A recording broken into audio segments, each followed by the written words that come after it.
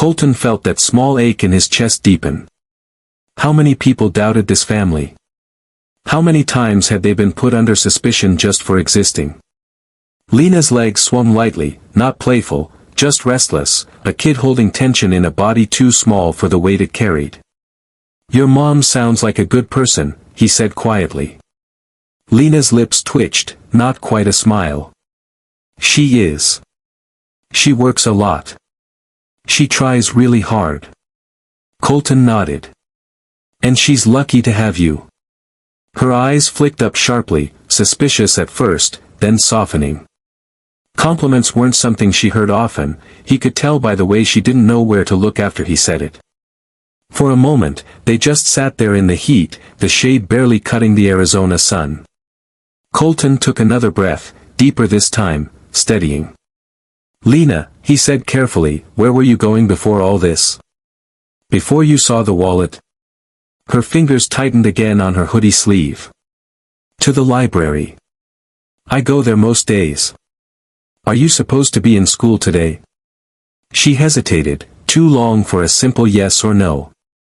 "They let me go," she finally whispered. "Sort of." Colton frowned. "Sort of?" She kicked lightly at the dust near her shoes, avoiding his gaze. "I got sent home." "What happened?" Lena's jaw tightened. "They said I took something from another kid." "I didn't." "But they didn't listen." "They never listen." The words came out small and tight, anger and sadness squeezed into a voice too young to carry it. Colton felt something shift in him. A slow, heavy realization. "So, you tried to do the right thing today, even though just this morning someone accused you of doing the wrong thing?" She nodded, her ponytail bobbing weakly. "I didn't want to make Mom upset. She said if I get in trouble again, the school might call someone." Her eyes brimmed suddenly, and she blinked them down fast. "I don't want people taking me away from her." Colton's heart dropped. That fear, raw, primal, wasn't something a kid should even know about. "No one is taking you away," he said softly. "You don't know that," she whispered. "People always think kids like me do bad stuff." "Kids like you?" he repeated gently. She wiped her nose with the back of her hand. "Kids whose moms work too much. Kids who live in the old apartments. Kids who don't have stuff." Colton exhaled slowly. He could feel the truth pulling at him, quiet, sharp, undeniable. Lena wasn't just afraid of being misunderstood. She was used to it. Expected it. Prepared for it. He looked at her again, really looked. At the oversized hoodie. At the worn-out shoes. At the backpack held together by determination more than fabric. At the brave little spine trying so hard to stay straight.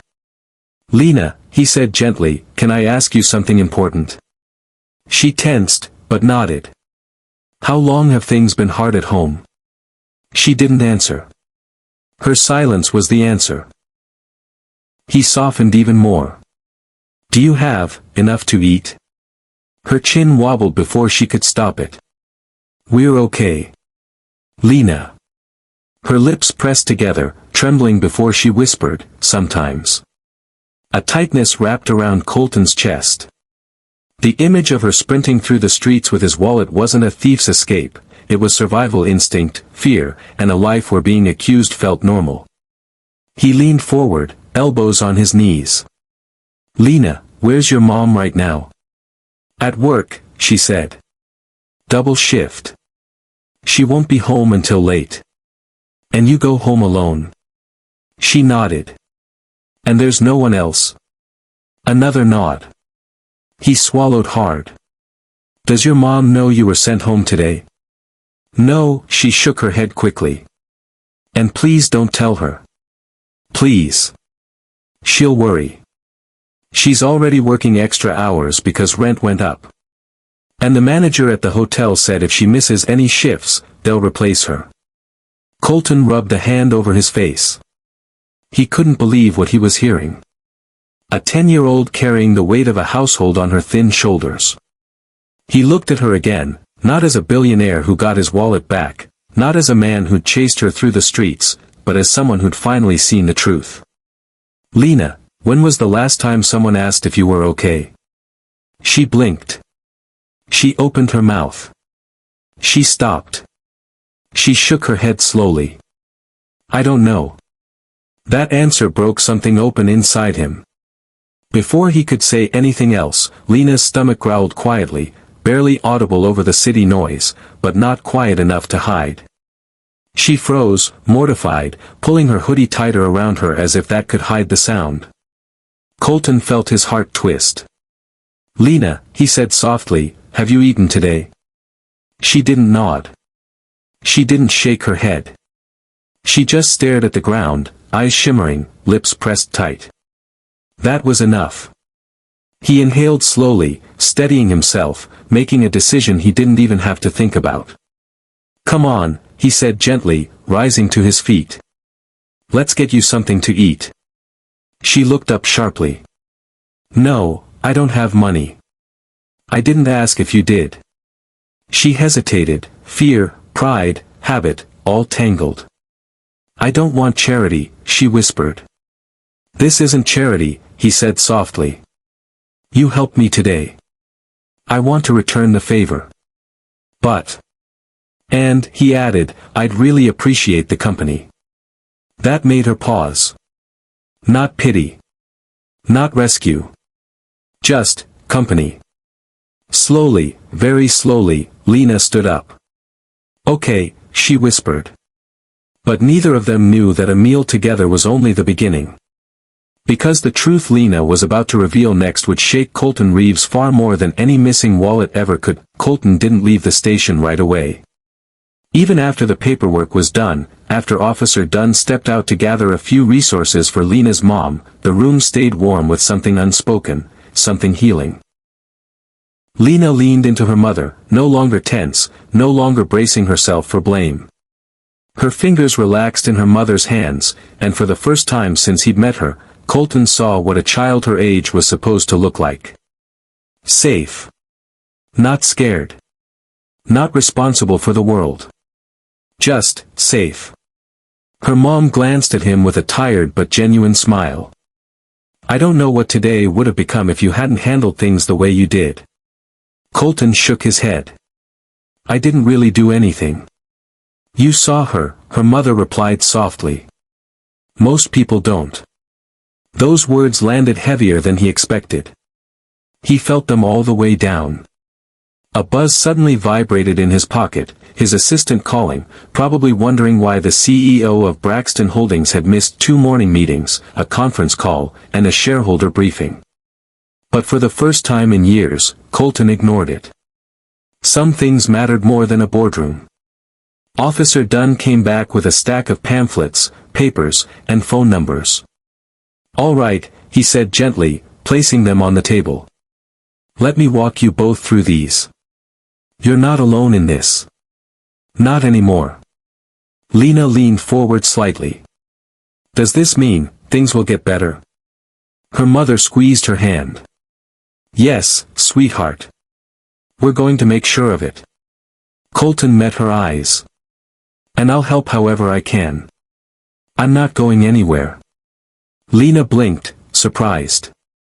"You mean, after today?" "After today," he repeated. "If you'll let me."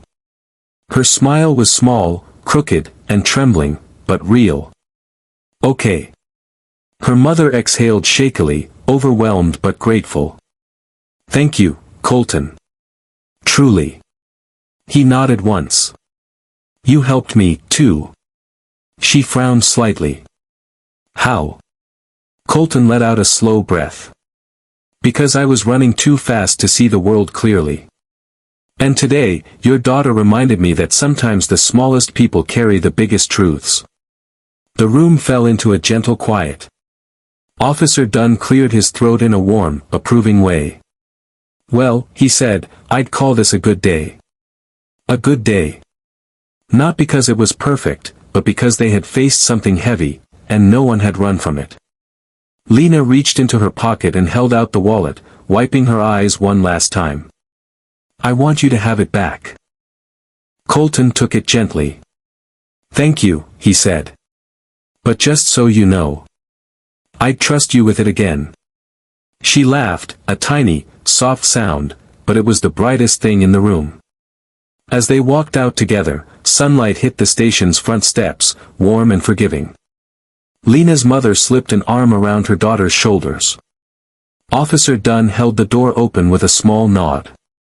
Colton stepped into the morning light behind them, feeling lighter than he had in years. Maybe compassion didn't fix the whole world. But it fixed this moment. This family. This little girl's fear. This man's understanding. And sometimes, that was enough to start the rest.